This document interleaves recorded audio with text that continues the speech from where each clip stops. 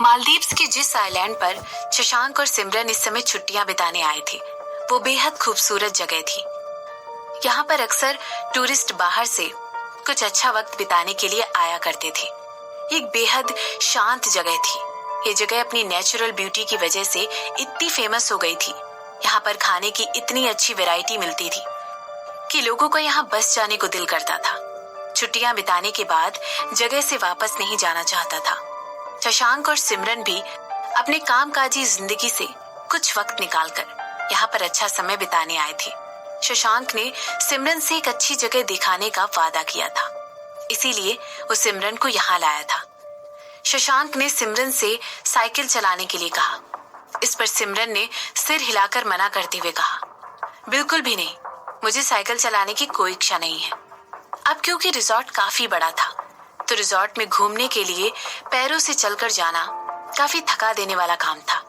इसीलिए शशांक ने रिजॉर्ट में घूमने के लिए सिमरन से साइकिल चलाने के लिए कहा। ज्यादातर जो भी लोग इस रिजॉर्ट में आते थे, वो रिजॉर्ट में आसपास घूमने जाने के लिए साइकिल का ही इस्तेमाल करते थे।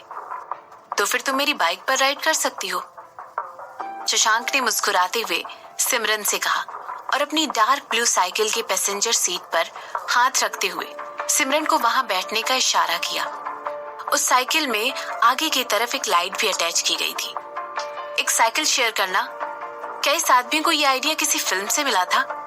अचानक से सिमरन को लगने लगा कि शशांक और सिमरन दोनों ही किसी फिल्म के मेन कैरेक्टर्स हैं और वो यहाँ पर किसी शूटिंग के लिए आए हुए हैं। सिमरन एक बहुत ही होशियार लड़की थी, लेकिन ये भी सच था कि वो साइकिल चलाने के लिए बहुत ही आलसी इंसान थी।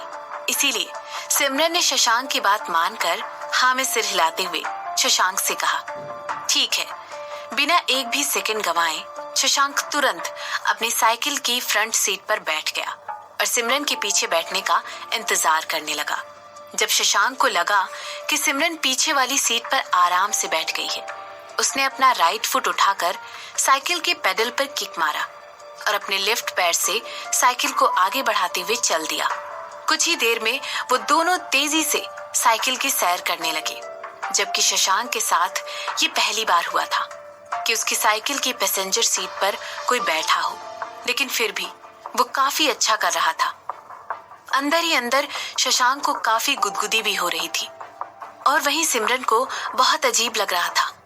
अभी कुछ देर पहले ही तो सिमरन ने अचानक खुद पर से कंट्रोल खोकर इमोशंस में आकर एक अनजान औरत को चुप करा दिया था और वो अनजान औरत उससे अभी अभी ही तो मिली थी। सिमरन ने ये सब कुछ सोचते हुए झुंझलाहट में एक टेढ़ा मेढ़ा मुंह बनाया और गलती से बिना जाने दोनों हाथों से शशांक की कमर पकड़ ली।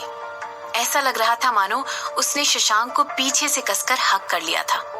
सिमरन ने जिस तरह ये किया था वो इतना स्मूथ और निशाने पर था कि ऐसा लग रहा था मानो वो हजारों बार ऐसा कर चुकी है। सिमरन अभी भी अपने ख्यालों में इतनी ज्यादा खोई हुई थी कि उसे रियलाइज ही नहीं हुआ कि उसे बिना पता चले उसके हाथ शशांक की कमर पर जा चुके थे। जिस सड़क पर शशांक सिमरन को लेकर घूम रहा था, उस सड़क पर कई गड्ढे थे। इसीलिए सिमरन ने बिना सोचे समझे शशांक को अपनी सेफ्टी के लिए पकड़ लिया था। इस दौरान शशांक के चेहरे पर एक बड़ी सी स्माइल थी। अगर इस समय शशांक की सेक्रेटरी रूपाली अपने बॉस शशांक को देखती तो शौक के मारे बेहोश हो जाती। शशांक की धड़कनें अचानक से बहुत तेज हो गई थी। वो अपनी तेजी से धड़कते हुए दिल को बार बार समझा रहा था, आंखें रोड पर रखो, आंखें रोड पर रखो। लेकिन अपने ऊपर इतना कंट्रोल करने के बाद भी शशांक के चेहरे से मुस्कुराहट जा ही नहीं रही थी। ये पहली बार था जब सिमरन ने खुद अपने मन से शशांक को छुआ था। ये तो सेलिब्रेट करने की बात थी। जैसे जैसे शशांक और सिमरन आगे बढ़ रहे थे, शशांक सिमरन को अपनी बातों से बहला रहा था। वो अपनी रिजॉर्ट के बारे में सिमरन को एक एक बात बता रहा था। लैंडस्केप से लेकर रिजॉर्ट में लगे हुए अलग अलग पेड़। शशांक ने रिजॉर्ट के बारे में सिमरन को हर बात बता दी। बातों बातों में शशांक सिमरन को उस जगह ले आया जो उसने खास सिमरन को ध्यान में रखकर बनवाई थी। वो जगह थी एक बटरफ्लाई और बर्ड सेंचुरी। पूरी राइड के दौरान सिमरन ने शशांक की कमर को कसकर पकड़ा हुआ था और वाकई में उसे इस बात का एहसास ही नहीं था कि वो क्या कर रही है। उसे लगा कि पिछली सीट पर बैठे हुए किसी भी इंसान के लिए ऐसा करना बिल्कुल नेचुरल चीज थी। अगर शशांक की जगह और कोई भी वो साइकिल ड्राइव कर रहा होता तो शायद वो उसके साथ भी ऐसा ही कुछ करती। चलो ठीक है, थोड़ी देर का ब्रेक ले लेते हैं, शशांक ने सिमरन से कहा। ऐसा कहकर शशांक ने साइकिल रोकी और इंतजार करने लगा कि पहले सिमरन साइकिल से उतर जाए। इस पॉइंट पर सिमरन और शशांक दोनों ही रिजॉर्ट से काफी दूर आ चुके थे। शशांक जब भी इस जगह पर आता था तो वह एक मंदिर में जरूर जाता था। उस मंदिर का नाम था थुड्डू बुद्धिस्ट टेम्पल। सिमरन तुरंत साइकिल से नीचे उतरी और उसने नोटिस किया कि पास में ही रोड के साइड में एक शेड लगा हुआ है। उस शेड की छत घास से बनी हुई थी। एक लंबी सी बैम्बू की बेंच रखी हुई थी। शेड के बगल में ही एक बहुत बड़ा पेड़ था जिसके नीचे खड़े होकर पैसेंजर्स को छाया मिलती थी। सिमरन साइड में खड़े होकर शशांक को साइकिल पार करते हुए देख रही थी। शशांक ने साइकिल पार करने के बाद सिमरन को शेड के अंदर जाने के लिए कहा। ये जगह तो शहर के बहुत पास है, फिर भी यहाँ पर इस तरह के घास के बने हुए शेड क्यों है? सिमरन ने शशांक से पूछा। जिस समय सिमरन शशांक से ये सवाल कर रही थी उस समय शशांक कुछ सैंडविच और जूस की कैन निकाल रहा था। अब जबकि सिमरन शेड के अंदर जा चुकी थी, उसने नोटिस किया कि वो किसी के घर की तरह लग रहा था। मैंने ये खास किसी से बनवाया है, शशांक ने सिमरन की बात का जवाब दिया और इसके बाद उसने सिमरन को अपने बगल में बैठने का इशारा किया। सिमरन वहां तुरंत धीरे से बैठ गई और उसने बड़े ध्यान से एक सैंडविच खोला। देखो, शशांक ने सिमरन से कहा। सिमरन ने तुरंत अपना सिर घुमाया और शशांक की तरफ देखा। शशांक किसी एक जगह पर पॉइंट करके सिमरन को कुछ दिखा रहा था। जब सिमरन ने वहां देखा तो उसे काफी सरप्राइज हुआ। वहां पर कुछ बच्चों का ग्रुप जहां वो लोग बैठे थे, दोनों के ठीक नीचे खेल रहा था। अनाथ आश्रम, शशांक ने अपनी बात को कंप्लीट करते हुए कहा। इसके बाद उसने सिमरन को एक जूस का कैन हाथ में पकड़ा दिया। ऐसा लग रहा था मानो सिमरन शशांक की बातें समझ गई है। सिमरन की आंखों में अंडरस्टैंडिंग की एक झलक दिखाई दे रही थी। उसने शशांक की बातों के जवाब में हाँ में सिर हिला दिया। शायद शशांक ने इस एरिया में एक और अनाथ आश्रम को स्पॉन्सर किया था।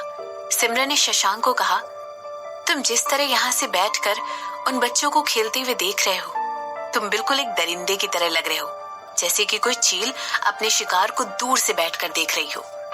सिमरन को सरप्राइज करते हुए शशांक इस बात पर गुस्सा होने की बजाय जोर से हंस पड़ा। शशांक की हंसी की गूंज इतनी ज्यादा थी कि सिमरन उसे घूर घूर कर देख रही थी। जिस तरह शशांक हंस रहा था, सिमरन के दिल की धड़कनें भी तेज होती जा रही थी। सिमरन ने इतनी बेबाकी से शशांक को हंसते हुए पहली बार देखा था। ऐसा लग रहा था कि मानो शशांक हर फिक्र से आजाद है, मानो शशांक को किसी बात की फिक्र नहीं है। उसकी हंसी में एक सच्चाई और खुशी झलक रही थी। शशांक की आंखों में सच्चाई और उसके दिल की खुशी बिल्कुल साफ नजर आ रही थी। सिमरन को अचानक से अपने अंदर कुछ अलग ही इमोशंस फील होने लगे।